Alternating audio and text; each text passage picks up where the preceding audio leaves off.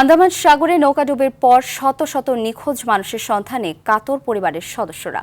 যারা বেঁচে ফিরেছেন তারাও দিন পার করছেন ভয়াবহ আতঙ্কের স্মৃতি নিয়ে, জানিয়েছেন ভয়াবহ অভিজ্ঞতার কথা।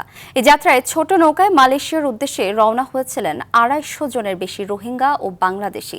বিস্তারিত জানাচ্ছেন আব্দুল মালেক। সম্প্রতি আন্দামান সাগরে ২৫০ জনের বেশি যাত্রী নিয়ে একটি ট্রলার ডুবির ঘটনা ঘটেছে, যেখানে ১৫০ জনের মতো রোহিঙ্গা ও প্রায় শতাধিক বাংলাদেশি ছিলেন। প্রচণ্ড বাতাস, উত্তাল সমুদ্র এবং অতিরিক্ত যাত্রী পরিবহনের কারণে ট্রলারটি আন্দামান সাগরে ডুবে যায়। পরে জীবিত উদ্ধার করা হয় ৯ জনকে। জীবিতদের মধ্যে ছিলেন ৬ জন বাংলাদেশি ও ৩ জন রোহিঙ্গা, বাকিরা নিখোঁজ। নায়াসিনামাইড ও স্যালিসাইলিক সমৃদ্ধ লিলি ফেস ওয়াশ যা ফেসের ডেড স্কিন সেল দূর করে দেয় দ্বিগুণ ফাস্টার ব্রাইটেনিং।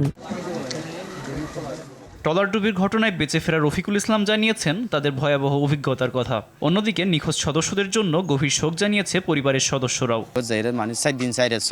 ৪ দিন ও ৪ রাত পর যখন আমরা আন্দামান সাগরে পৌঁছালাম, তখন নৌকাটিতে ৩ বার ঢেউয়ের আঘাতে পানি ঢুকতে শুরু করলো। এরপর আরেকটি ঢেউ এসে নৌকাটিকে উল্টে সমুদ্রে ডুবিয়ে দিল। নৌকার কেবল একটি অংশ উপরে ভাসছিল। সেটি ভেসে থাকা অবস্থায় আমরা প্রায় ১ ঘন্টা সেই অংশটি ধরেছিলাম। তারপর সেই অংশটিও ডুবে গেল, আর আমি সমুদ্রে ভাসতে থাকলাম। সে সময় আমি দেখলাম শিশু ও নারীদের মৃতদেহ ভাসছে। আমরা ২ দিন ও ১ রাত সমুদ্রে ভাসছিলাম এবং আমাদের মধ্যে ৫০ জন তখনও বেঁচে ছিলাম। তখনও ঢেউগুলো আমাদের বিভিন্ন দিকে আলাদা করে দিচ্ছিল। আমরা ৪ জন একসাথে ছিলাম। পরে জাহাজ আমাদের উদ্ধার করে।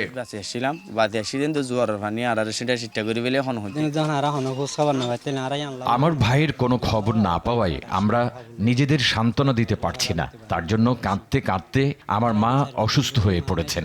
এখন সে বেঁচে আছে কি নেই সে সম্পর্কে আমাদের কোনো ধারণা নেই। রফিকুল ইসলাম আরও জানায়, নৌবাহিনীর টহল এড়ানোর চেষ্টায় যাত্রীদের মাছ ও জাল রাখার ছোট জায়গায় ঢুকতে বাধ্য করেছিল। সেখানে অক্সিজেন স্বল্পতায় নৌকা ডোবার আগেই প্রায় ৩০ জনের মতো মারা গিয়েছিল।